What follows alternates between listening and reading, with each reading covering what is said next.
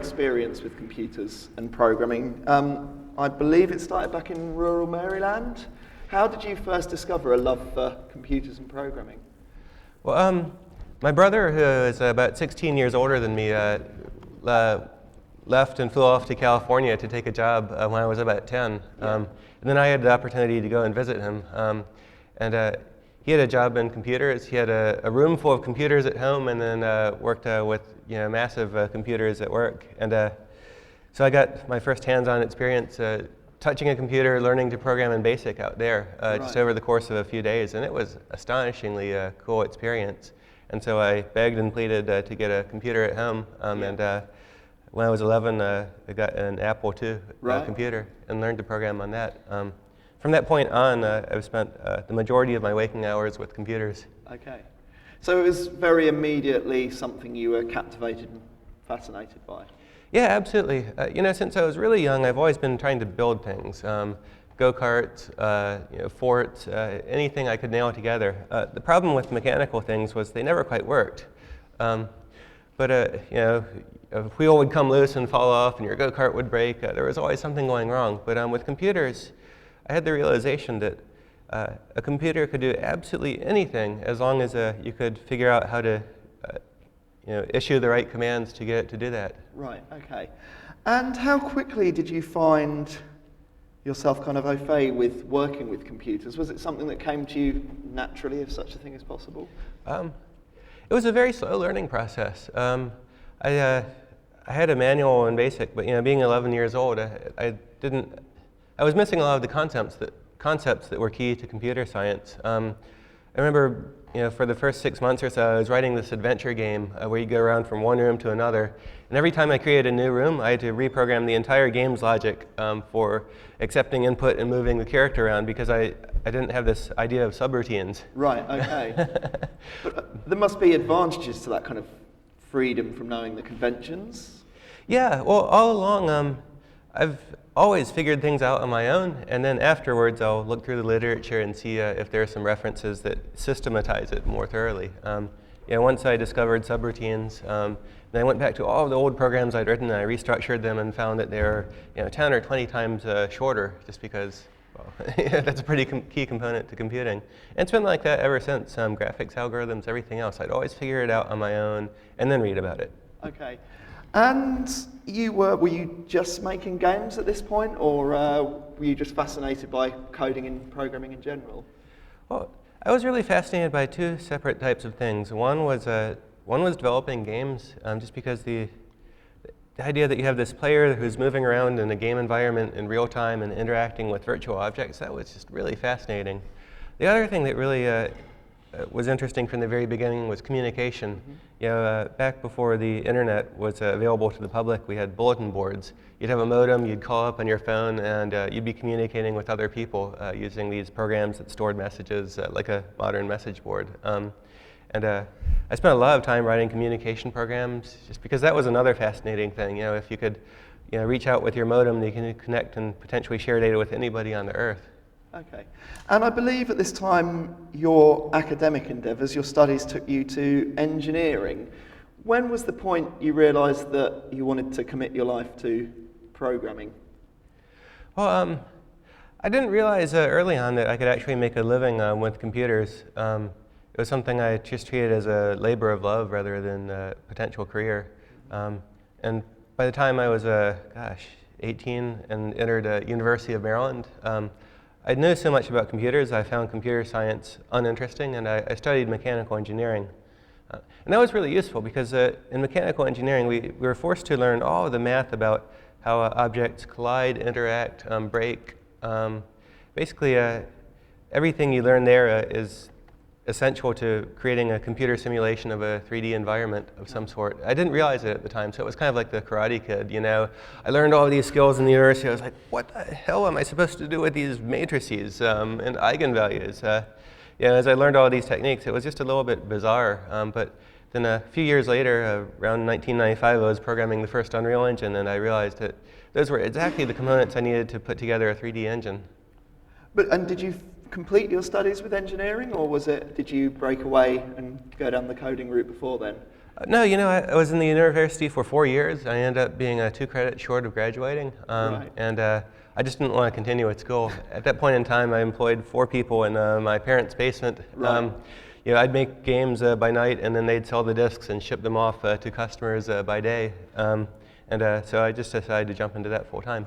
So at that point, you were starting to, I presume the first games you were making, you said earlier, a labour of love. When did the point come when you had an audience for your games and you were releasing them to people? Gosh, from the time I was 11 to about 21, I probably wrote several hundred games, starting with really small, trivial ones, but getting larger and larger over time.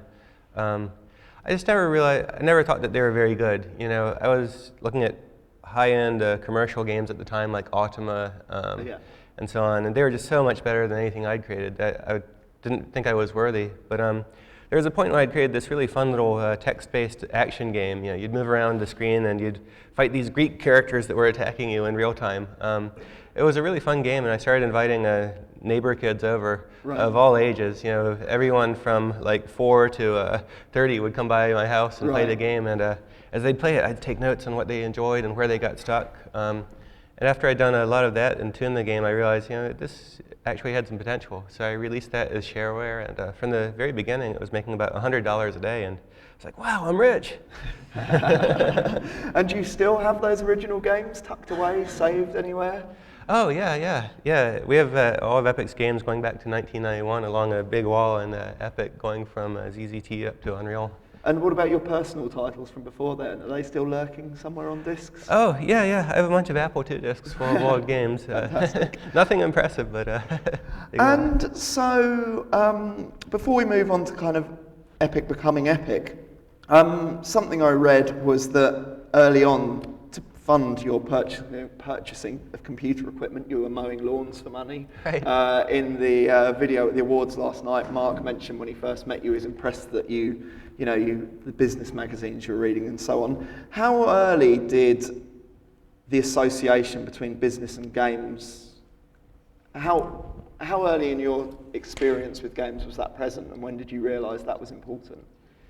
I felt that commercial game development was out of reach until I saw shareware games come along. Mm-hmm. And one company, Apogee Software, who created a lot of the early 3D games, early 2D games, like the original Duke Nukem, not the 3D game, but the 2D game, and others. When I saw that, I came to the realization that you didn't have to have a massive company with manufacturing capability and worldwide distribution to retail stores to succeed.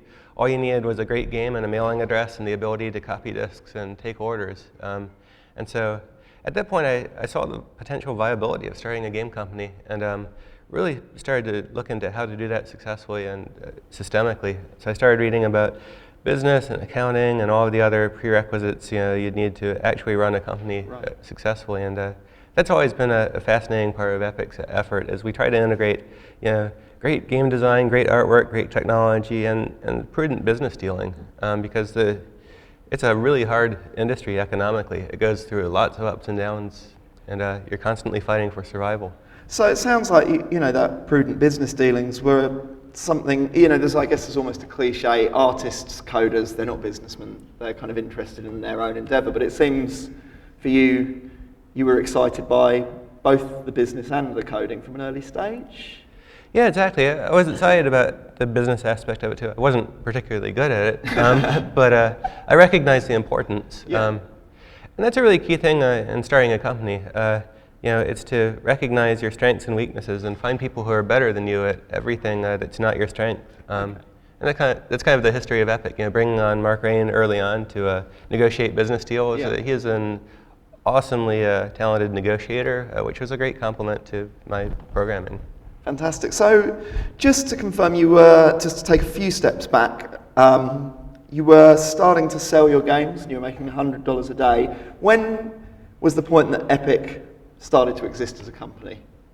Well, I would say from that very moment of the games being released, I really made a point of trying to build a business out of it rather than just releasing a game and seeing what happened.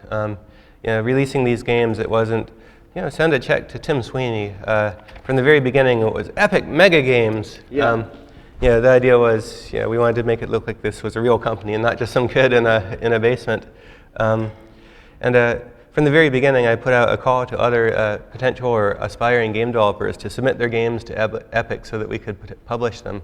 I saw that Apogee Software was doing that with their shareware games, and it looked like a really interesting way to build and expand a business. Potentially I could make $100 a day from more than one game and be really rich. And I think, am I right, some of those aspiring game developers that responded to your request became core, important members of the Epic team? Yeah, absolutely. It was a really amazing time because the game industry had existed for 6 or 7 years then. Everybody knew retail games, but there was kind of the second generation of game developers who were really young, getting started, who'd developed really great skills but didn't have the outlet for their work. And so a lot of the really talented guys in the industry who saw Epic Mega Games' call for authors started submitting their stuff, and I was just astonished at the breadth of talent that we were able to reach that way. And how did you come about having Mark join the team? Well, so in 1992, after I'd put out my second game, Joel of the Jungle, Mark was president of id Software. Because prior to joining Epic, he talked his way into that company too. Of course, the id guys at that point in time had created Commander Keen, a really awesome side-scrolling game, but hadn't had their major success with 3D games yet. And so Mark had joined them to negotiate business deals while they built games. And I was in touch with him somehow. He was active, I think, on an early bulletin board with CompuServe. I told him about my game and asked for some advice, and he asked me to send a copy. So I mailed him a copy of my disc, and he called me back and was gushing about how amazing Joel of the Jungle was and how we should try to figure out some way for id to publish it. id decided not to go that route with their business, but just continually developing games, and so that didn't come to fruition. But at some point id went through a complicated business negotiation with a publisher, and turned into an us versus them situation. So id Software fired Mark Rain,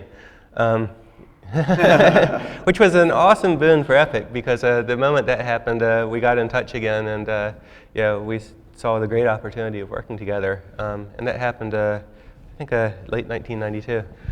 And I guess then eventually the model moved from shareware in the build-up to assembling the team that would make the first Unreal. What were the kind of major changes the company went through in that period? Well, after I'd created the company's first 2 games, just mostly by myself, the big effort was to recruit other developers to join Epic and produce games. And a lot of really amazing people showed up that way. Cliff Bleszinski, who later was the designer of Jazz Jackrabbit, co-designer of Unreal and designer of Gears of War. He'd written a little graphical adventure game in Visual Basic. Like a Sierra-style game. Right. He submitted that to Epic, and we published it. That was how we hooked up with him. Another really talented developer was James Schmaltz, who went on to found Digital Extremes. Right.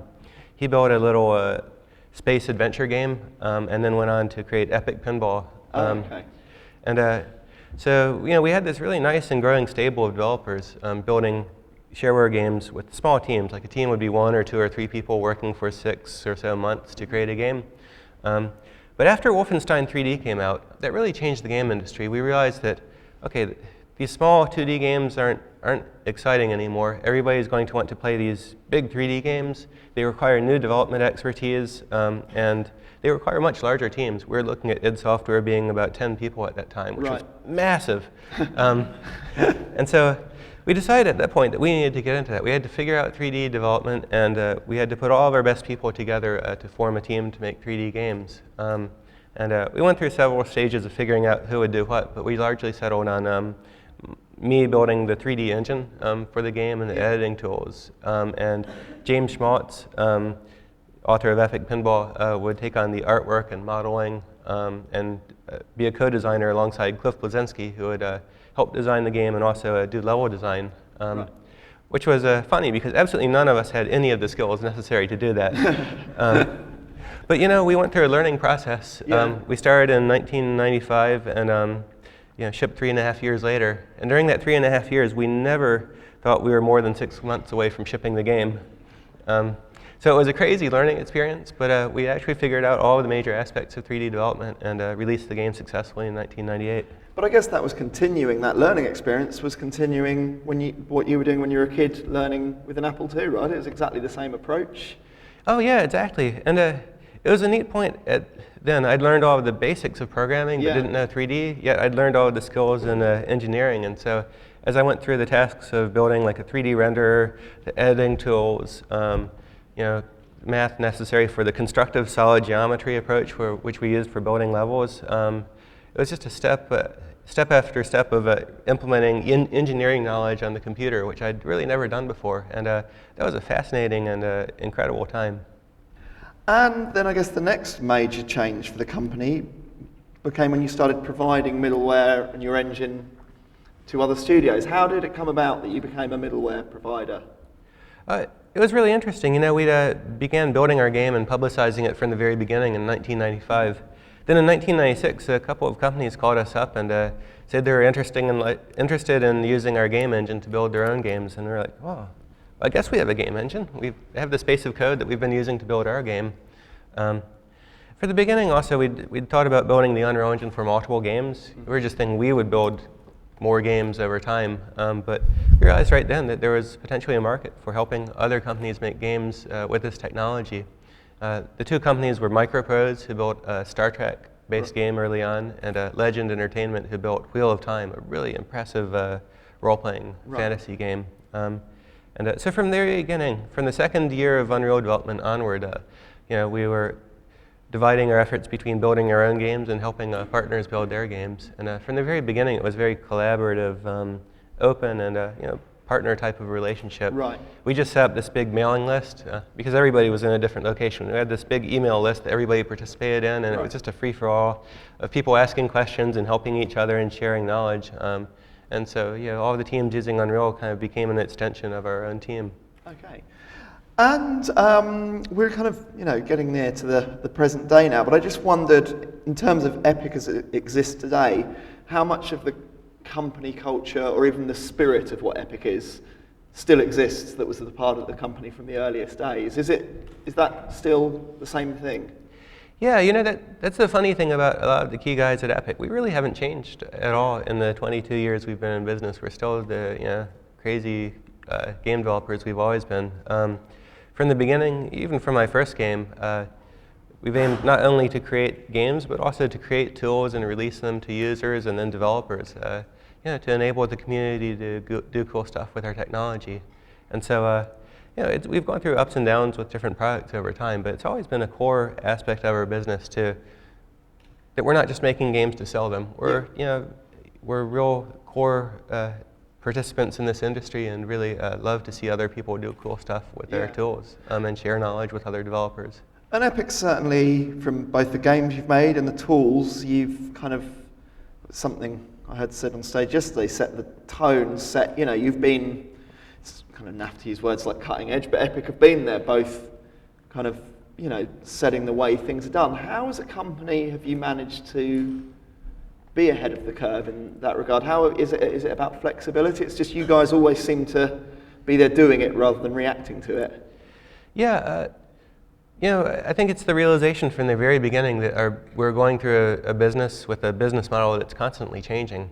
We were only 3 years into our company's history when we realized that building 2D shareware games wasn't going to cut it anymore. Right. And so we had to completely reorganize ourselves with all of the existing people to do something completely different, building big 3D games. And so we've been especially wary of upcoming technology and platform changes that are going to change the dynamics of the business. And we've gone through 3 really major changes in business model, from 2D to 3D. And then from the early Unreal days, we were a PC developer building retail games. We recognized in 2006 that the console industry was growing at a much more rapid rate, and the PC gaming industry was declining due to piracy, and because a huge number of low-end PCs had this Intel integrated graphics technology that just wasn't capable of running 3D games. At that point, we decided to switch over, become a console-focused game developer and technology provider. That effort launched us into Gears of War, which was the new era of Epic. Yeah. And now we're seeing things change again. As soon as Apple came out with the iPhone 3GS, we saw that here's a phone that was capable of running modern 3D technology. So, we didn't decide we should go write some new technology for it. We took the Unreal Engine and ported it to it, and really set out to show the industry that it was possible to apply AAA, console and PC game development techniques to mobile game development, both with the technology and with the games like Infinity Blade for iPhone. And now we're in the middle of another big business model transition. This time it's going from retail-focused console games to online games operated as a persistent service for any platforms that will support it. It's another big change, but we've always been cognizant that the industry is in constant turmoil and change, and the companies that react to it well are the survivors. So when was it that you personally noticed that mobile would probably matter to the industry and to Epic? I have to admit, I really didn't notice it. So Apple would come out with the iPhone. It was a cool phone, but I didn't see the potential for it. I think it was the iPhone 3, Mark Rain was constantly playing games as soon as the App Store came out and saying, Tim, we've got to port the Unreal Engine to this. And I was like, oh, that would never work. It's a slow little cell phone. But a couple of generations of phone later, everybody in the company came to the realization that it was possible. We're a very flexible company. When we see an idea emerge that's potentially going to change the industry, whether it comes from a company founder or any engineer within the whole company, we're willing to jump on it, recognize it, and completely change direction if we think it's appropriate. And while we're on the subject of mobile, how do you feel kind of the middleware market and tools and what's possible with tools will evolve on mobile? Where's that going? Well, it's interesting.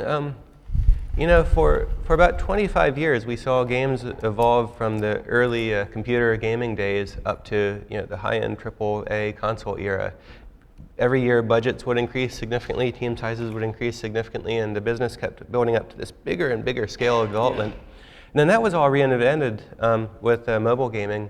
Once the App Store became a really vibrant marketplace, the whole industry kind of started over from scratch, where you could build a game again with 1 or 2 or 5 or 10 people and be successful without a massive budget or a massive development cycle. So it's been awesome to watch that market evolve up to the point where teams are getting bigger and we're seeing budgets increase, and the market's being separated more and more into winners versus losers.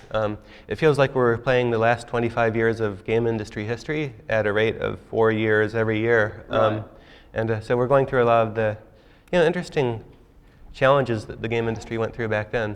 In the very beginning of mobile development, you didn't need an engine because you're just building a small line, 10,000 lines of code, you didn't need it. And then as these small teams came along, they fought to engines that were very simple to learn and had an appropriate feature set for games with smaller teams. The Unity engine has really been thriving in that market. They did a great job of exploiting really satisfying the needs of mobile developers. While we've taken the Unreal Engine and moved it down, by porting the engine to other platforms. With Unreal Engine 3, we really didn't go and address the core usability issues, that somebody would want in building a mobile game. If you're going to build a AAA console game with 100 people, you're okay spending a few months learning the technology, but nowadays a mobile game developer expects to download the thing, learn it, and be building a game in within a day or two. And so that's really the trend that's shaping the mobile game industry right now. And making the transition to Unreal Engine 4, that's been a huge focus of ours, to greatly simplify the usability and learnability of the tools.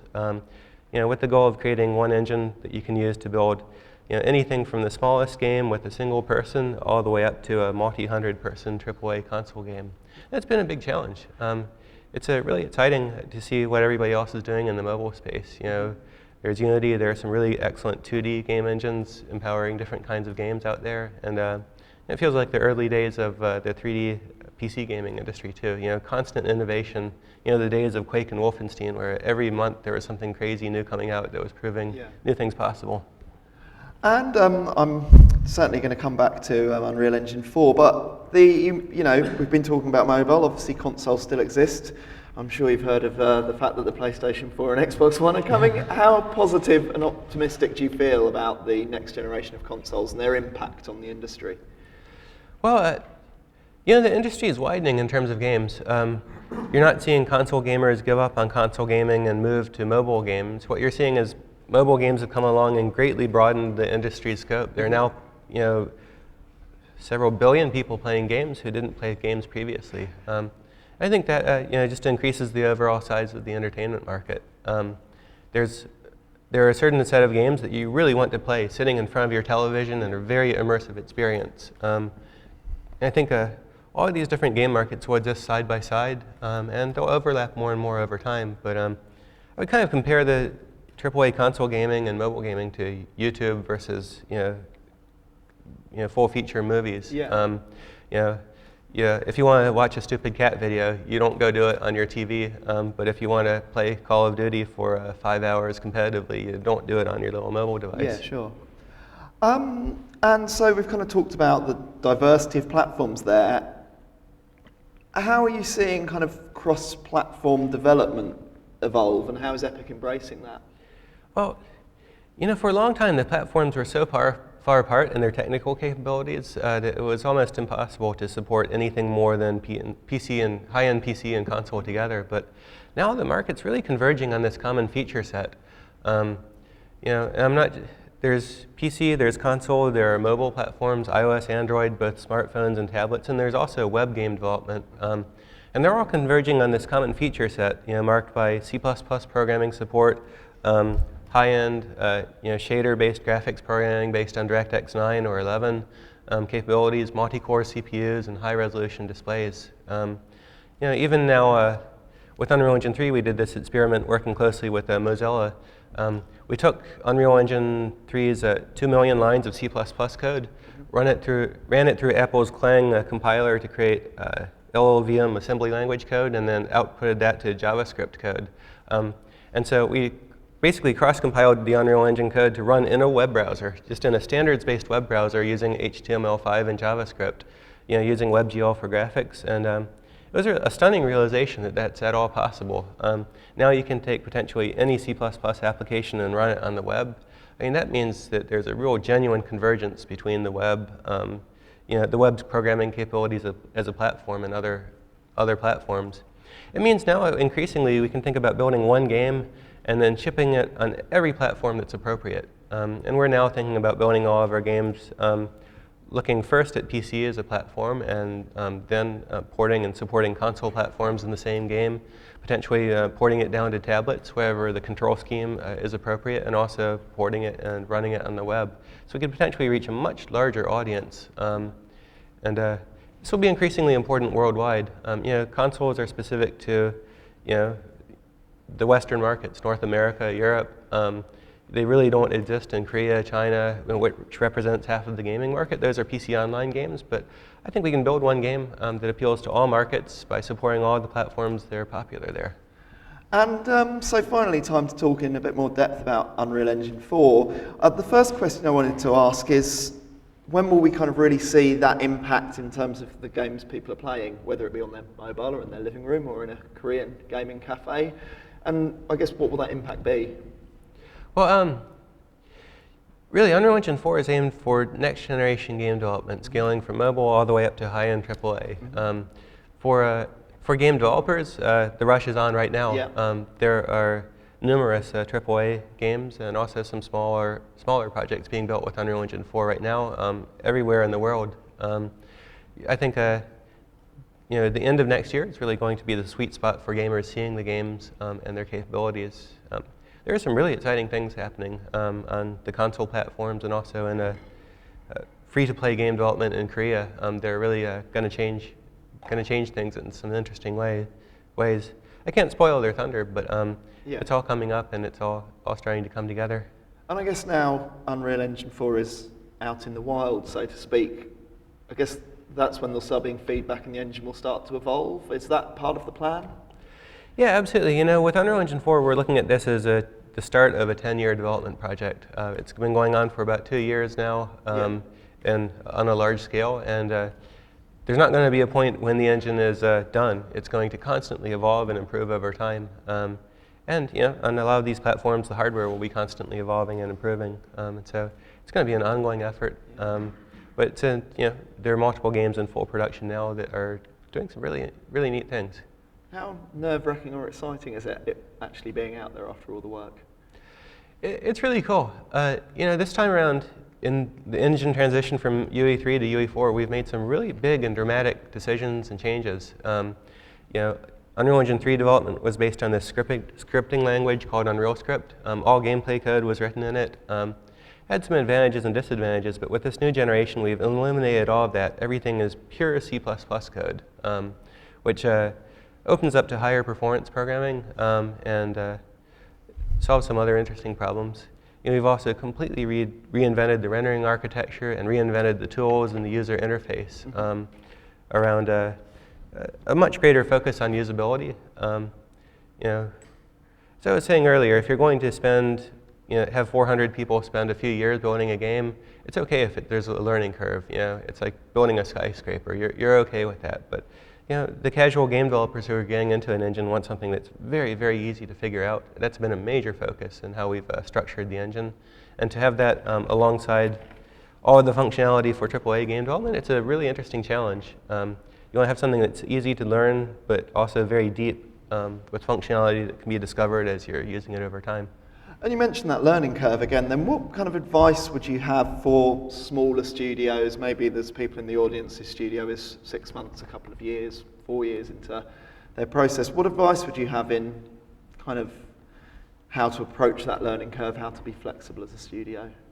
Well, I would give everybody the same advice that I've applied to Epic's company development over the years, and that is that the industry is constantly changing. And we have to be constantly reinventing ourselves, our game development approach, and our teams in order to succeed. There was a time when there were a small number of mobile games out there in the App Store that were really good, and lots of teams were releasing new games and doing really well from them. Now the stakes are increasing. There's a lot more competition. The App Store is now to the point where if you're in the top 10, you're making hundreds of millions of dollars. If you're in the top 100, you're making a really great living, and if you're not there, then you might not even be making a living. The average App Store app has a revenue of about $50, Right.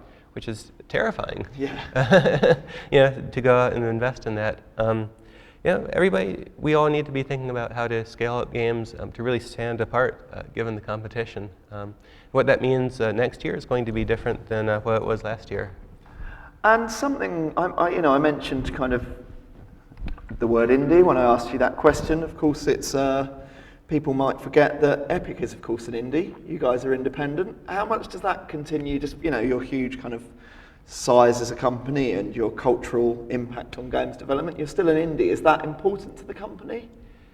Yeah, we still have that philosophy throughout everything we do. We're not a huge corporation analyzing which markets we should enter. We're just building games that we love to build and releasing them, hoping that users will love them too.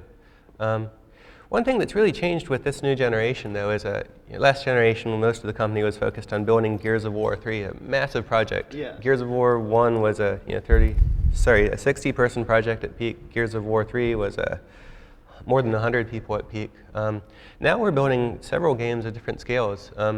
We're building Fortnite, a PC online game, which is a really fun, cool kind of Minecraft meets Left 4 Dead 2 building game. Right. It's a 35-person team. It's not aiming to beat Call of Duty in terms of graphics, and it's more of a Pixar art style. A limited project in scope, just aimed at fun, as opposed to massive breakthroughs in scale. Yeah. Building a bigger, more AAA shooter project that hasn't been announced yet, and we'll also have internally started developing a really tiny project with 2 or 3 guys working together as a team for a few months to prove out Unreal Engine 4 for very small scale game development. Right. That's really cool. We're testing our engine development at all scales and learning as we go. And it's been amazing watching the Chair Entertainment team, who's part of Epic, who built Infinity Blade. They've scaled up from 12 people at inception up to about 25 people now building mobile games with bigger and better graphics. We're trying to master development at every scale so that we can understand how all of our different customers we'll use the engine. And it's quite different with these different project sizes. Yeah, it sounds like an exciting time. So yeah, time has run away with me rather. I've suddenly been given the notice that we haven't got long left. So are there any questions out there? Somebody's got to want to put their, fantastic. So if you could wait for the microphone to get to you. I think it's about the third row, the lady with the blonde hair. Yeah, if you could just briefly say your name and who you are before your question, that'd be great.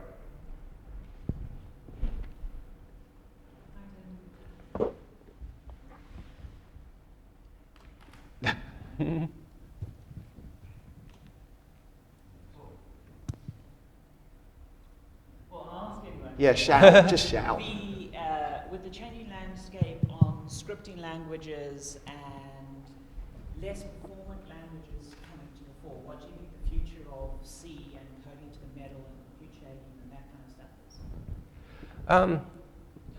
stuff is? Still, C++ remains the common language for serious programming. It's a harder language to learn than Java or C#, but we really constantly look at it as the way to write native code that targets all platforms, PC, mobile, and now the web also. It's the common language of computing, and so that's a real focus for code development. We're also, with Unreal Engine 4 especially, really working to empower artists and creative folks with visual scripting languages. Instead of code writing, connecting components together visually as blueprints to define game functionality, game behavior, interaction with the environment. And we found that really fruitful, that a designer can now go out and conceive something, build the art assets for it, and then make it actually work without any programming has been incredibly valuable. And so different companies have looked at this in different ways in the past. We're now looking at game development as C++ for programmers and visual scripting for designers and any other non-programmers. And then there are a small number of domain-specific languages like shading languages for targeting specific hardware. But really, right now, we're only looking at one such language, the compute shader language that's used in DirectX and OpenGL. I don't foresee that increasing. In fact, one of our big initiatives with Unreal Engine 4 has been to eliminate all of the other domain-specific languages from the engine itself. We got rid of Unreal Script. We got rid of the use of C# for much of the Unreal Editor user interface. The problem with having multiple programming languages interacting is, even though each programming language has some special strengths to a certain base of users, interop between programming languages absolutely sucks. You spend a lot of time deciding, should I put this function in C++ or C# or Unreal Script? And if you put it in one place, then it's not generally accessible from other places. Whereas if your entire application and all of its user code is in C++, then any part of the engine or game can communicate with any other part in a very natural way. And we found that that's, that way more than offsets the negatives of C++ being a more complex programming language than the others. Fantastic. So yeah, thank you so much. And yeah, the lady right next to the microphone. Just a quick one. I represent the tiny IT indie that published a game on the App Store. And my question is, how long do you think it is going to take before Unreal Engine 4 works for mobile? We have a mobile support up and running right now in Unreal Engine 4 in early stages. We have a few source code licensees who are using it. It will be in really good shape for licensees by the end of the year. In the meantime, we're still building our last Unreal Engine 3 title for mobile platforms using Unreal Engine 3, and that's been a good trade-off so far. With UE4, we see that that's the long-term solution. We think there will be a lot of games shipping next year using UE4 for mobile. Forgot to mention we used UDK for our little adventure. Okay.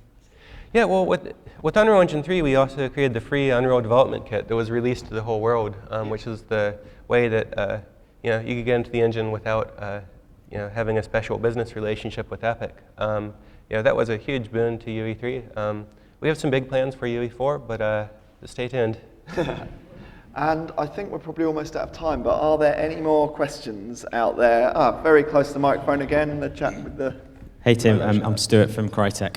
I was just wondering, what do you actually get to do on a day-to-day basis these days? Are you quite close to the front line of the coding, or do you more of an architecture side of things? And do you get to do these little prototype games anymore? Oh, yeah, I'm spread a little bit thin right now. The programming team on Unreal Engine 4 banned me from checking in code because I had a habit of checking in code and then going off and being away on business trips for a few weeks at a time. But I'm still doing a lot of research type coding just to explore possibilities. I have some little graphical prototypes exploring different techniques, and also have been prototyping a future programming language that solves some problems related to verifying code correctness at compile time, and also making multi-threading support automatic as opposed to implicit.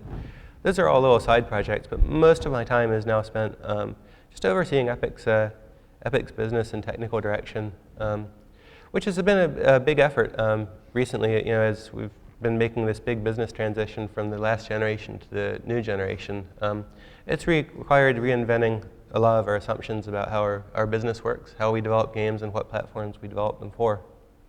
But you're not having to mow any more lawns to buy hardware equipment? No, we have plenty of hardware now. Brilliant. Did you get Mark to do that? And I'll tell you what, God, now the hands are shooting up. We've only got a little bit of time, but as we haven't asked anyone on the left yet, right at the back, there's a guy, standing up. Fantastic. Hi, thank you very much. How do you prioritize your team's work in terms of working on these massive AAA games like Gears of War 3, at the same time having to do an engine that is going to be used by so many studios? So do you have like different teams, like completely separate, or?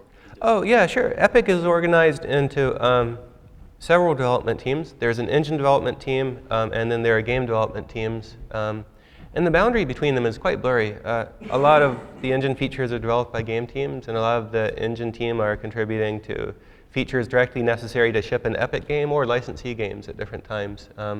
So there's it's a pretty big team. There are over 100 developers at Epic now.